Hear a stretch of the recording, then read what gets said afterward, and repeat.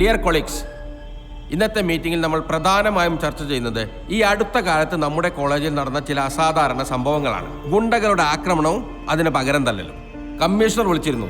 പരിക്കേറ്റ ഗുണ്ടകളിൽ 2-3 പേരുടെ നില അതിഗുരുതരമാണ്. അവർക്ക് ആർക്കെങ്കിലും എന്തെങ്കിലും സംഭവിച്ചാൽ നിങ്ങൾക്കെതിരെ കൊലക്കുറ്റത്തിന് കേസെടുക്കുമെന്നും അറസ്റ്റ് ഉണ്ടാവുമെന്നും പറഞ്ഞു. അതുകൊണ്ട് നിങ്ങൾ അധ്യാപകരുടെ ശ്രദ്ധ ഈ വിഷയത്തിലേക്ക് ഞാൻ അടിയന്തരമായി ക്ഷണിക്കുകയാണ്. പ്രിയമുള്ളവരെ, ഒരുപാട് മഹാരഥന്മാർ പഠിച്ചിറങ്ങിയ കോളേജാണ്. കലാകായിക രംഗത്തും മാത്രമല്ല അക്കാദമിക് മേഖലയിലും നാം എന്നും മുന്നിൽ തന്നെയായിരുന്നു. നമ്മുടെ ക്യാമ്പസിനെ കുറിച്ച് പറഞ്ഞ് ഞാൻ അഭിമാനിച്ചിരുന്നു. പക്ഷേ ഇന്നിപ്പോ ഈ കോളേജിലെ അധ്യാപകർ എന്ന് പറയാൻ എനിക്ക് ലജ്ജയുണ്ട്.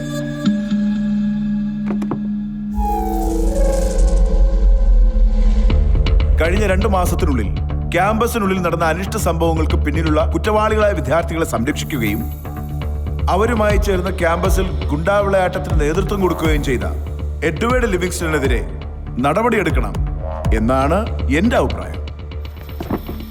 സാറിന്റെ വീട്ടിൽ കയറി സാറിന്റെ പിള്ളേരെ കുറെ ഗുണ്ടകൾ തല്ലിയ സാറ് നോക്കി നിൽക്കും.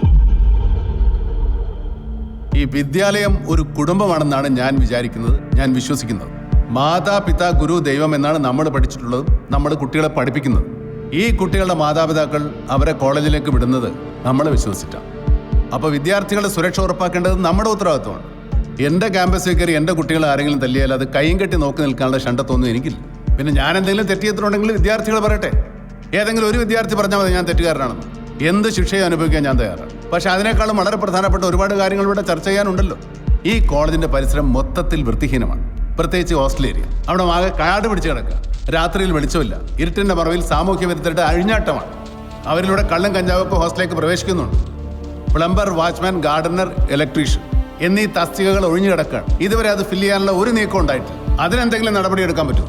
റിപ്പോർട്ട് കൊടുത്തിട്ട് 2 വർഷമായി. റിപ്പോർട്ട് കൊടുത്താൽ മാത്രം പോരാ സാറേ, അനുവദിച്ചെടുപ്പിക്കണം. ഈ സംസ്ഥാനത്തെ പല ഉന്നതാധികാരികളും ഈ കോളേജിലെ പൂർവ്വ വിദ്യാർത്ഥികളാണ്. അവർ മനസ്സ് വെച്ചാൽ നടക്കാവുന്നതേ ഉള്ളൂ. വൃത്തിയും സുരക്ഷിതത്വമുള്ള അന്തരീക്ഷത്തിൽ അച്ചടക്കമുള്ള വിദ്യാർത്ഥികളെ വളർത്തിയെടുക്കുകയാണ് നമ്മൾ ചെയ്യേണ്ടത്. അതിന് ചേരിതിരിവല്ല വേണ്ടത്. നമ്മൾ ഒറ്റക്കെട്ടാണെന്ന് അവരെ ബോധ്യപ്പെടുത്തി കൂടെ നിർത്തുകയാണ് വേണ്ടത്. അല്ലാതെ എൻ്റെ പോലീസ് കേസിനെ ഓർത്ത് ഉണ്ണാതെ ഉറങ്ങാതെയും തലപകഞ്ഞിരിക്കുകയല്ല വേണ്ടത്. എൻ്റെ കേസ് ഡീൽ ചെയ്യാനുള്ള ബുദ്ധിയും സാമർത്ഥ്യമൊക്കെ എനിക്കുണ്ട്. അത് ഞാൻ ചെയ്തോളാം. അതിനെക്കുറിച്ച് ആരും അറിയണ്ട. That's all sir. ഗുഡ്.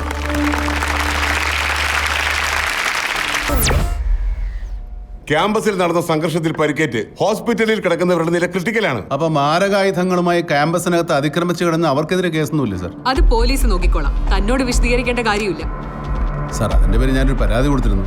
അതിന്റെ മറുപടി കിട്ടാനുള്ള അവകാശം പരാതിക്കാരനില്ലേ മാഡം? വിവരാവകാശം, I mean right of information. ക്യാമ്പസിൽ കയറിയ ഗുണ്ടകളെ അടിച്ചോടിക്കാൻ തനിക്ക് പോലീസിന്റെ അധികാരം തന്നാരാണ്? പോലീസുകാർ തന്നെ. ഇത് ഭവാനി മാഡത്തിന്റെ മൊബൈലിൽ നിന്ന് എൻ്റെ മൊബൈലിലേക്ക് വന്നൊരു വോയിസ് മെസ്സേജ്, അല്ലാതെ ഞാൻ സൃഷ്ടിച്ചതൊന്നുമല്ല sir. Good afternoon ACP Bhavani. ഇവിടെ ക്യാമ്പസിൽ ഗുണ്ടകളുടെ വിളയാട്ടമാണ് നടക്കുന്നത്. അവർ വിദ്യാർത്ഥികളെ തല്ലി ചതക്കുകയാണ്. പോലീസിന്റെ സഹായം വേണം. സോറി സർ, ക്യാമ്പസിലെ പ്രശ്നം ക്യാമ്പസിൽ തന്നെ തീർത്താൽ മതി. പോലീസ് ക്യാമ്പസിൽ കയറരുതെന്നാണ് സർക്കാർ ഉത്തരവ്. കേട്ടില്ലേ സർ? അനുവാദം തന്നത് ACP ഭവാനി ദുർഗ മാഡമാണ്.